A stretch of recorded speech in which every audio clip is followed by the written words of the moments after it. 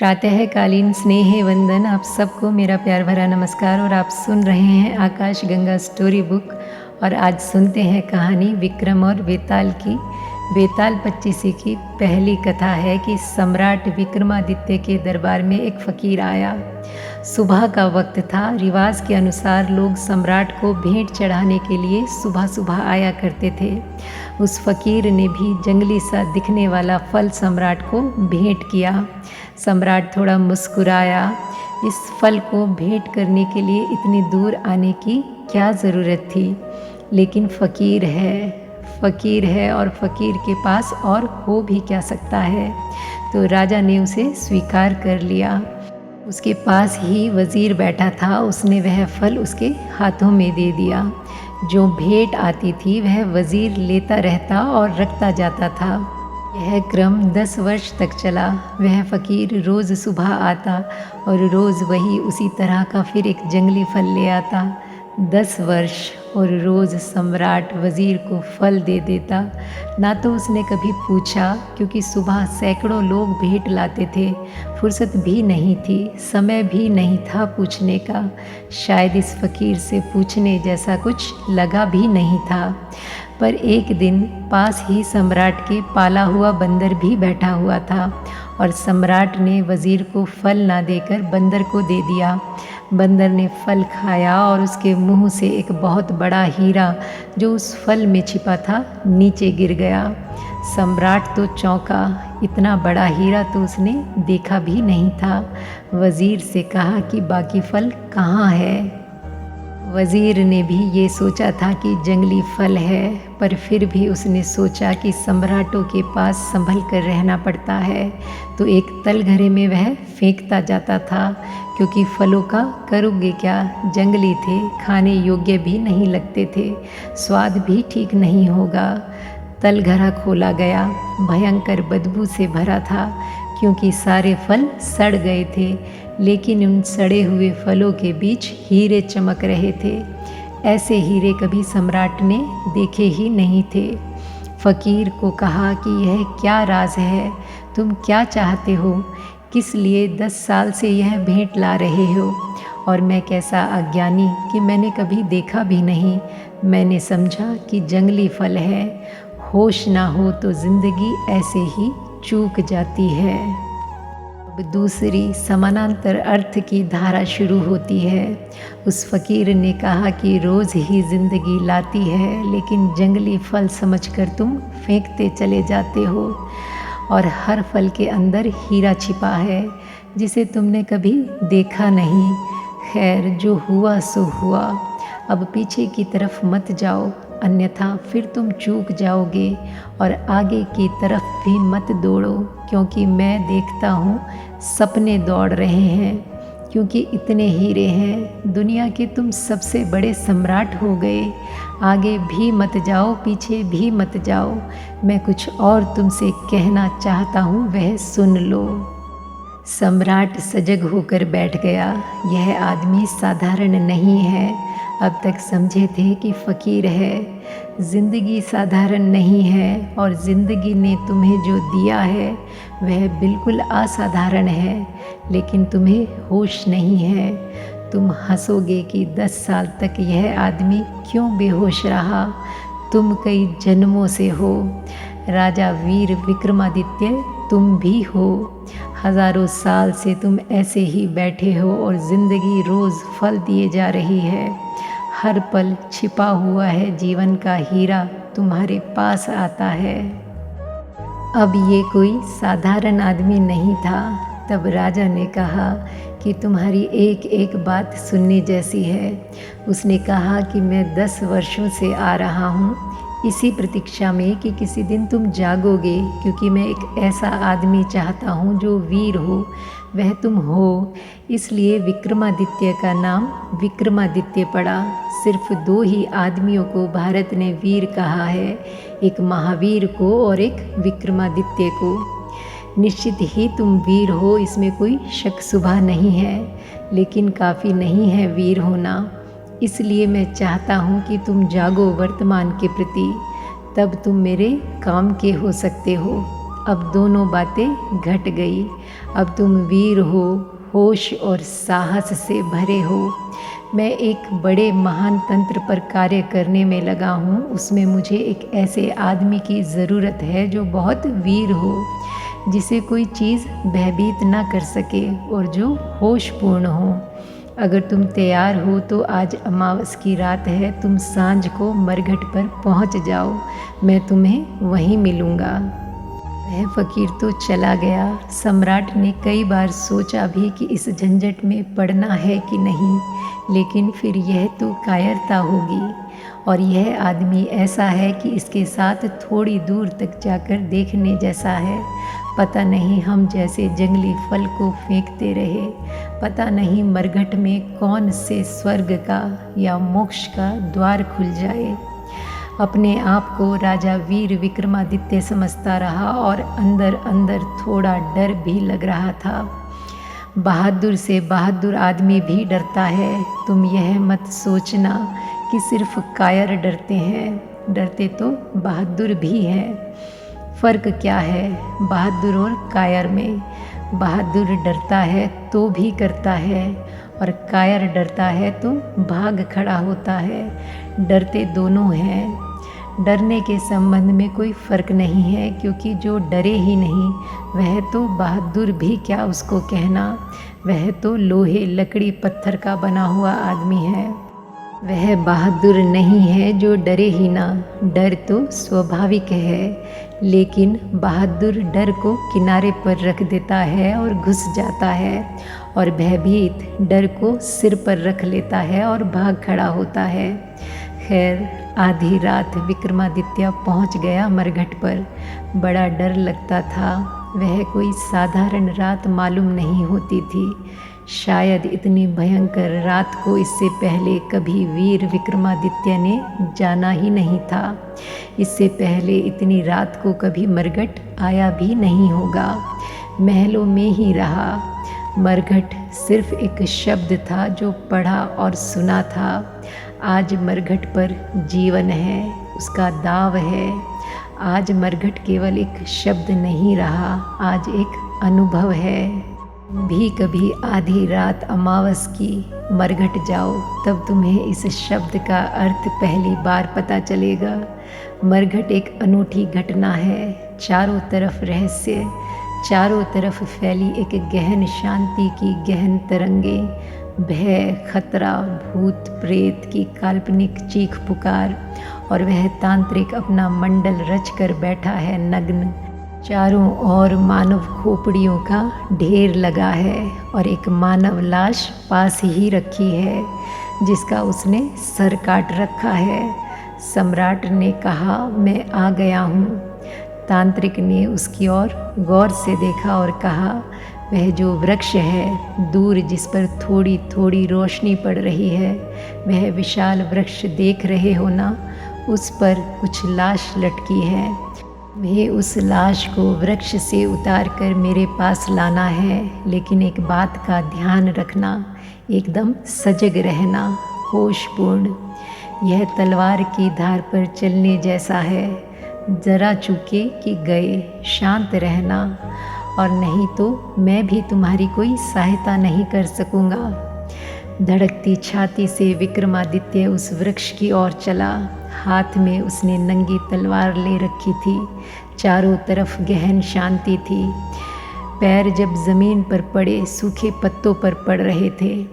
उनका शोर, खड़खड़ाहट भी बहुत भारी कर रहा था कदमों को। अपनी ही सांसें कैसे शांति को चीर रही थी। वह धीरे धीरे उस वृक्ष के नज़दीक जाने लगा जिस वृक्ष पर लाश लटकी हुई थी। एक नहीं, पूरी 25 बड़ी भयंकर बदबू आ रही थी। उन लाशों के चारों ओर पेड़ों और उनकी टहनियों पर चमगादड़ उल्टे लटके होने का एहसास और भी मन में भय भर रहे थे। उनकी कर्कश ध्वनि से और दुर्गंध से दम घुटा जा रहा था वीर विक्रमादित्य का। अंदर तक कहीं कोई डर की लहर भी बीच बीच में पूरे बदन को कंपकपा जाती थी। किसी तरह नाक को अवरुद्ध करके वह वृक्ष पर चढ़ा। हाथ पैर कांप रहे थे। वृक्ष पर चढ़ना भी बहुत मुश्किल था। किसी तरह लाश की डोरी काटी। वह लाश ज़मीन पर धम से नीचे गिरी। न केवल गिरी बल्कि खिलखिलाकर हंसी। विक्रमादित्य के तो जैसे प्राण ही निकल गए। सोचा था कि मुर्दा है और वह जिंदा मालूम होता है, और जिंदा भी अजीब हालत में। घबराया हुआ नीचे आया और उससे पूछा, क्यों हंसे, क्या मामला है। बस इतना कहना था कि लाश उड़ी और वापस जाकर वृक्ष पर लटक गई।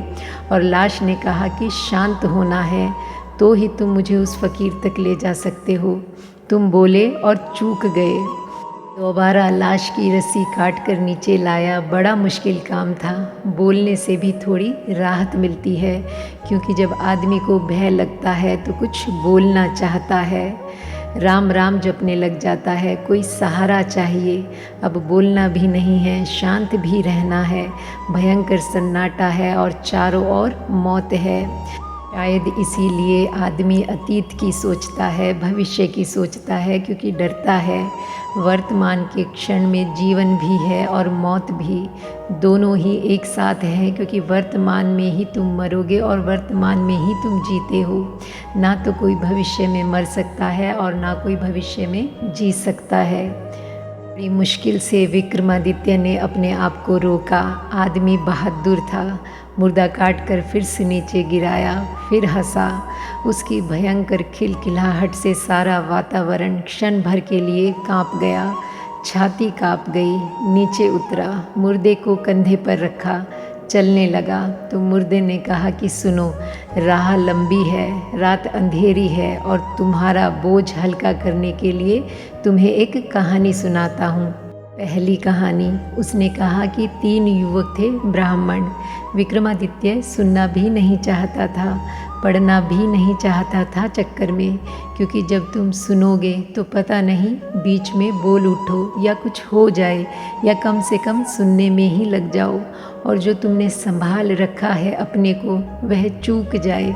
क्षण में चूक हो सकती है बात, मगर इससे नहीं कहना भी ठीक नहीं है, क्योंकि नहीं कहते ही लाश उड़ जाएगी और फिर वृक्ष पर चढ़ना पड़ेगा और उसे नीचे गिराना होगा।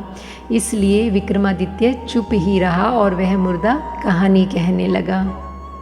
एक गुरु के आश्रम में 3 युवक थे। तीनों ही गुरु की लड़की के प्रेम में पड़ गए। तो कहानी में रस आने लगा। प्रेम की कहानी में किसे रस नहीं आता। विक्रमादित्य थोड़ा बेहोश होने लगा। संभाल रहा है, लेकिन उत्सुकता जग गई, जिज्ञासा जग गई कि फिर क्या हुआ।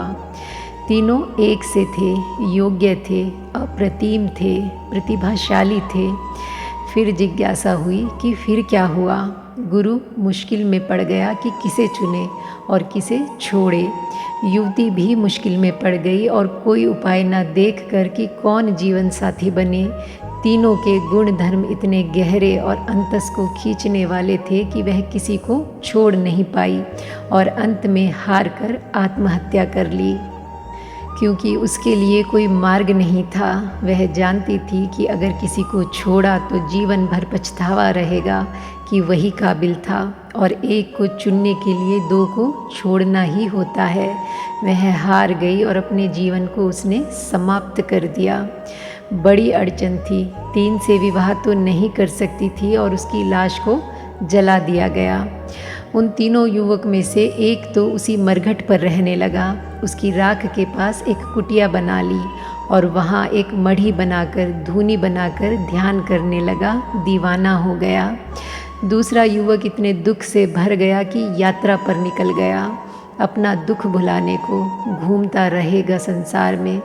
अब बसना नहीं है, क्योंकि जिसके साथ बसना था वह अब ना रही।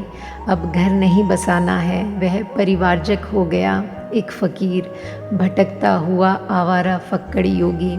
और तीसरे युवक किसी आशा से भरा हुआ था वह, क्योंकि उसने सुन रखा था कि ऐसे मंत्र भी हैं कि अस्थि पंजर को पुनर्जीवित कर दे। तो उसने सारी अस्थियां इकट्ठी कर ली। रोज़ उसको गंगा जल में ले जाता और धोकर साफ करता, फिर ले आकर रख लेता और उनकी रक्षा करता कि कभी कोई मंत्र का जानने वाला मिल जाए। इस तरह वर्षों बीत गए। जो घूमने निकल गया था यात्रा पर, उसे एक आदमी मिल गया जो मंत्र जानता था। उससे उसने मंत्र सीख लिया, मंत्र का शास्त्र ले लिया। वह भागा, वहाँ से जल्दी थी उसे पहुँचने की। डर था उसे कि वो अस्थि पंजर बचेंगे या नहीं, क्योंकि वह तो कभी के फेंक दिए गए होंगे। लेकिन जब वह पहुँचा तो अपने को आश्वस्त पाया। अस्थि पंजर अभी भी बचे हुए थे। उनको उसके ही एक साथी ने संभाल कर सहज कर रखा था। ने उन अस्थि पिंजरों को जोड़कर मंत्र पढ़ा और वह युवती पुनर्जीवित हो गई, पहले से भी ज़्यादा सुंदर। मंत्र सिक्त उसकी देह स्वर्ण की हो गई। उसके अंदर कमल की सी कोमलता और ताजगी प्रवेश कर गई। उसका रूप और यौवन देखते ही बनता था। पर फिर वही कलह शुरू हो गया कि अब यह किसकी। अब तक सम्राट भी भूल गया था कि वह क्या कर रहा है, और वह यह सुनने में लग गया था जैसे आप सुनने में लग गए। उस मुर्दे ने पूछा कि सम्राट, ध्यान से सुनो और गौर से सुनो। फिर वही झगड़ा शुरू हो गया। अब सवाल यह है कि इन तीनों में से यह युवती किसकी है। तुम्हारा इस विषय में क्या ख्याल है? और अगर तुम्हारे भीतर उत्तर आ जाए और तुमने उत्तर नहीं दिया तो तुम्हारे सर के टुकड़े टुकड़े हो जाएंगे और तुम उसी क्षण मर जाओगे। हाँ, अगर उत्तर ना आए तो कोई हर्ज नहीं। बड़ा मुश्किल है उत्तर ना आना। आदमी का इतना वश थोड़े ही है अपने मन पर। कोई बुद्ध पुरुष हो तो ना आए, ठीक है, सुन लिया प्रश्न, कोई हर्ज नहीं। विक्रमादित्य बड़ी मुश्किल में पड़ गया। उत्तर तो आ रहा है। बुद्धिमान आदमी था, तर्कनिष्ठ था, समझदार था, शास्त्र का ज्ञाता था, तर्क साफ था। तब मुर्दे ने कहा कि अगर उत्तर आ रहा है तो बोल दे, वरना तू इसी क्षण मर जाएगा। तब विक्रमादित्य ने कहा कि उत्तर तो आ रहा है, इसलिए बोलना ही पड़ेगा। उत्तर मुझे यह आ रहा है कि जिसने मंत्र पढ़कर युवती को जिलाया वह तो पिता तुल्य है। उसने जन्म दिया है, इसलिए वह विवाह के हक से बाहर हो गया। पिता तुल्य से कोई विवाह थोड़े ही किया जाता है। उसने तो उसे जन्म दिया है। और जिसने अस्थियां संभाल कर रखी थी, रोज़ गंगा जल में पवित्र करता था, उसकी देख रेख करता था, वह तो पुत्र तुल्य है। कर्तव्य, सेवा, उससे शादी नहीं हो सकती। प्रेमी तो वह है जो धूनी रमाए, राख लपेटे, भूखा प्यासा मरघट पर ही बैठा रहा, ना कहीं गया ना कहीं आया। तो विवाह तो उसी से होना चाहिए। लाश छूटी, जाकर वृक्ष से फिर लटक गई, क्योंकि ना बोलने की बात खत्म हो गई और विक्रमादित्य बोल गया। इसी तरह की 25 कहानियाँ बारी बारी से चलती रहती हैं और बेताल 25 तैयार हो जाती है। जीवन में तुम चूकते हो, जब भी मूर्छा पकड़ लेती है, जब भी तुम होश खो देते हो, जब भी जागे हुए नहीं होते, उसी क्षण जीवन का सूत्र हाथ से छूट जाता है। जब भी तुम ज़रा से अशांत हो जाते हो, विचारों की तरंगें चलने लग जाती हैं और तभी आप देखना जीवन का सूत्र आपके हाथ से सरक गया। विचार की तरंग और तुम वर्तमान से चूक गए। इधर उठी तरंग, उधर तुम हटे वर्तमान से। वह विक्रमादित्य हार गया। वह फिर ऐसे 25 कहानियाँ चलती रहती हैं पूरी रात, और हर बार चूकता जाता है, हर बार चूकता जाता है। वह 25वीं कहानी पर संभल पाता है। हर कहानी में ज़्यादा से ज़्यादा हिम्मत बढ़ती है, साहस बढ़ता है, ज़्यादा देर तक रोकता है, ज़्यादा देर तक विचार की तरंगें नहीं अनुकंपित करती। 25वीं कहानी आते आते कहानी चलती रहती है और विक्रमादित्य सुनता रहता है और भीतर कुछ भी नहीं होता। जीवन एक तैयारी है, यहाँ बहुत कुछ है तुम्हें उलझा लेने को। बाज़ार है, पूरा मीना बाज़ार है, वहाँ सब तरफ बुलावा है, उत्सुकता को, जिज्ञासा को, मनोरंजन को। प्रश्न है, विचार की सुविधा है, सोच विचार का उपाय है, चिंता के कारण है, सब तरह के उलझाव हैं। अगर तुम इस सारे संसार से ऐसे गुजर जाओ जैसे विक्रमादित्य उस मरघट से बिना बोले चुपचाप और जागा हुआ 25वीं कहानी पर गुजर गया, तो तुम वर्तमान क्षण की अनुभूति को उपलब्ध हो जाओगे, अन्यथा तुमने वर्तमान जाना ही नहीं है। वर्तमान से गुज़र ज़रूर रहे हो क्योंकि कोई और जगह नहीं है जहाँ से तुम गुज़र सको, लेकिन बेहोश सोए हुए गुज़र रहे हो, या तो अतीत में खोए हुए गुज़र रहे हो या भविष्य में डूबे हुए गुज़र रहे हो। वर्तमान से तुम्हारा कभी तालमेल नहीं बैठा है, वर्तमान से संगीत नहीं छिड़ा है, वर्तमान के साथ स्वर नहीं मिले। वर्तमान से स्वर मिल जाए तो तुम पाओगे एक ही है, अनेक उसके रूप हैं, एक है सागर और अनेक हैं लहरें। और ये कहानी यहीं पर समाप्त होती है और आज के लिए बस इतना ही। मिलते हैं फिर एक नई कहानी के साथ, तब तक के लिए thank you God and thank you universe.